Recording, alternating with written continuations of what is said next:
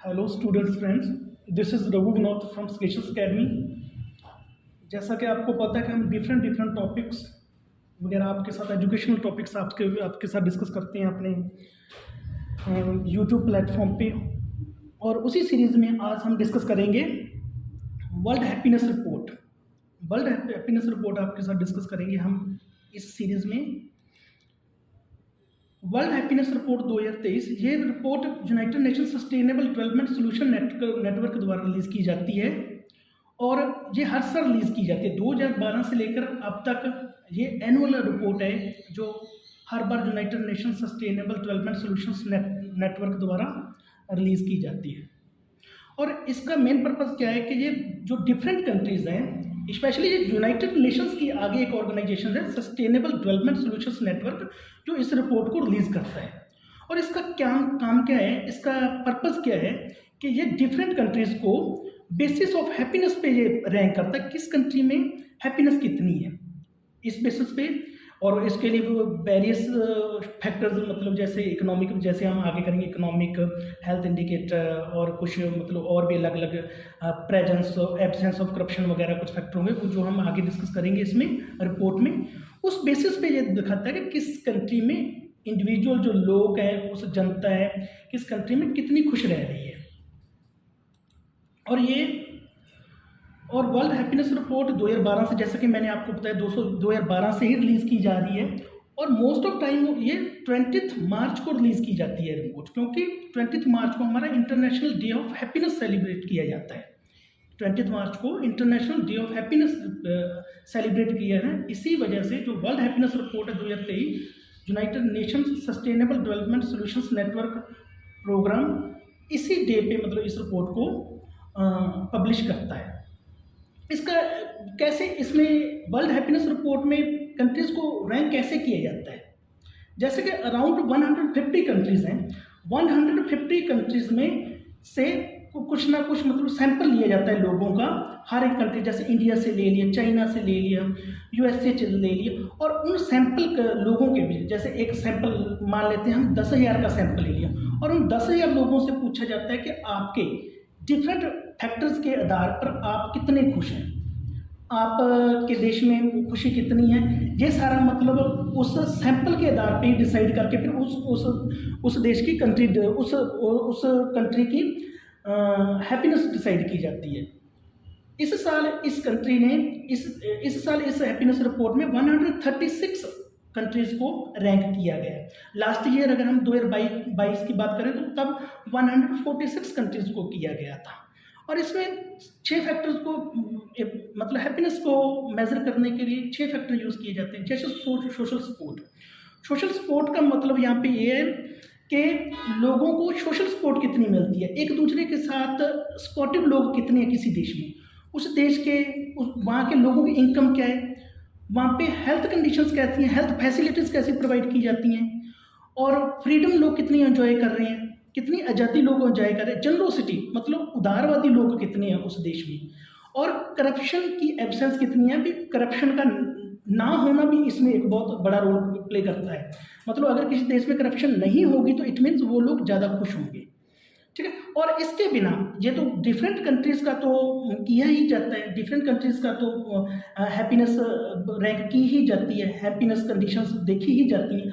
और इसके साथ स्टेट ऑफ वर्ल्ड का स्टेटस भी देखा जाता है, भी वर्ल्ड में इस टाइम कंडीशंस क्या है, पूरे वर्ल्ड में खुशी का क्या मतलब एक पैरामीटर है, और पूरा वर्ल्ड कैसे खुशी के मामले में आगे बढ़ रहा है, जहाँ पीछे जा रहा है। और इस रिपोर्ट की मेन हाईलाइट्स हैं, जैसे कि टॉप परफॉर्मेंस की बात करें या टॉप 3-4 कंट्रीज़ की हम बात करें तो फिनलैंड फर्स्ट रैंक पर है, और उसके बाद सेकंड रैंक पर डेनमार्क है, और थर्ड रैंक पर आइसलैंड है। पिछले जब भी 2012 से जब भी ये रिपोर्ट पब्लिश हो रही है तो लगभग 20 कंट्रीज सेम, टॉप 20 कंट्रीज लगभग सेम ही हुआ करती थी। बट इस टाइम एक न्यू एंट्रेंट भी आया, लिथुआनिया 20th स्पॉट पे है। लिथुआनिया पहले टॉप 20 में नहीं हुआ करता था, बट इस बार लिथुआनिया 20th स्पॉट पे मतलब रैंक किया गया है। इट मीन्स लिथुआनिया ने अपनी परफॉर्मेंस एनहेंस की है, और उन 20 में से कोई 1-2 बार हो गया होगा। और वर्स्ट परफॉर्मेंस में मतलब जो वर्स्ट परफॉर्मर्स हैं, जिन्होंने थोड़ा नहीं मतलब बहुत ज़्यादा जिसने मतलब बैडली परफॉर्म किया हैप्पीनेस के मामले में, अफगानिस्तान लास्ट पे रैंक किया गया। 146 रैंक अफगानिस्तान का है और इसको अनहैप्पीएस्ट नेशन डिक्लेयर किया गया है 136 कंट्री में से। और उसके बाद लेबनान, सेरालियोन एंड जिम्बाब्वे हैं वर्स्ट परफॉर्मर्स। हम बात करेंगे, अब हम इंडिया की परफॉर्मेंस की बात करेंगे। इंडिया का इस पर 130 कंट्रीज में से 126 पोजीशन आई है, मतलब 126 रैंक आया है, ठीक है। और इंडिया को इसमें लीस्ट हैप्पी कंट्री रिकॉर्ड किया गया है। 2022 में, जैसे कि मैंने आपको पहले ही बताया, 2022 में इंडिया का रैंक था 136 आउट ऑफ 146 कंट्रीज, मतलब 146 कंट्रीज में से 136 रैंक था इंडिया का। नो डाउट इस पर थोड़ी रैंकिंग इंडिया की इंप्रूव हुई है, पर फिर भी इंडिया अपनी कई नेबरिंग कंट्रीज से, जैसे नेपाल, चाइना, बांग्लादेश और श्रीलंका से इस रिपोर्ट में पीछे है। मतलब हैप्पीनेस के केस में इंडिया नेपाल, चाइना, बांग्लादेश और श्रीलंका से बैड परफॉर्म कर रहा है। अब हम बात करेंगे सस्टेनेबल डेवलपमेंट सॉल्यूशन नेटवर्क।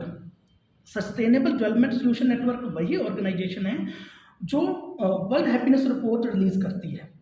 ये सस्टेनेबल डेवलपमेंट सॉल्यूशन नेटवर्क 2012 को मतलब इसको इम्प्लीमेंट किया गया। इसको बनाया कब गया, इसको 2012 में, और यूनाइटेड नेशन ने ही इसको बनाया है।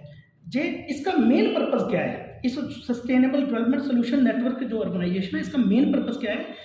ये इसका मेन पर्पस है, ये सस्टेनेबल डेवलपमेंट गोल्स को इम्प्लीमेंट करना चाहता है। जैसे कि हमें पता है कि सस्टेनेबल डेवलपमेंट गोल्स हमारे 17 हैं और उसमें डिफरेंट मतलब इंडिकेटर्स लिए गए हैं जो 2030 से पहले अचीव करने हैं हमें। यूनाइटेड नेशंस द्वारा सस्टेनेबल डेवलपमेंट गोल्स दिए गए हैं, ठीक है। और एक और है भी, Paris agreement on climate change को भी ये इम्प्लीमेंट करना चाहता है through research, education, policy analysis and global cooperation के द्वारा। अब हमने यूनाइटेड नेशंस के सस्टेनेबल डेवलपमेंट सॉल्यूशन नेटवर्क की बात करी, अब हम यूनाइटेड नेशंस के बारे में बात करेंगे। यूनाइटेड नेशंस 1945 में बना और इसका मेन मकसद क्या है, मतलब डिफरेंट कंट्रीज में कोऑपरेशन लेके आना। डिफरेंट कंट्रीज में जैसे एट प्रेजेंट इसके 193 मेंबर्स हैं और इन 193 मेंबर्स में कोऑपरेशन बढ़ाना, फ्रेंडली रिलेशंस बनाना, इंटरनेशनल पीस को प्रमोट करना, सिक्योरिटी को प्रमोट करना, और जो एक कंट्री दूसरे कंट्री के अगेंस्ट एक्शंस लेती है उनको शांत करना। सपोज मतलब एक कंट्री दूसरे कंट्री के साथ युद्ध करने जा रही है तो यूनाइटेड नेशंस कोशिश करता है कि हमें युद्ध को रोकना है, ऐसा करता है। जैसे यूक्रेन और रशिया के मामले में भी कुछ ऐसा ही चल रहा है। और ये 1945 को फॉर्म की गई थी यूनाइटेड नेशंस और इसका हेडक्वार्टर न्यूयॉर्क में है। अंटोनियो गुटेरेस जो कि पुर्तगाल से हैं, वो इसके एट प्रेजेंट सेक्रेटरी जनरल हैं। Okay, thank you. ये था आपके लिए मतलब वर्ल्ड हैप्पीनेस रिपोर्ट 2023 जो हमने आपके साथ डिस्कस की। और जाते जाते हम आपसे एक क्वेश्चन पूछना चाहेंगे कि ग्लोबल फाइनेंशियल स्टेबिलिटी रिपोर्ट किस ऑर्गेनाइजेशन द्वारा पब्लिश की जाती है? आपके ऑप्शंस हैं world bank, world economic forum, United Nations, international monetary fund. Thanks for being with us.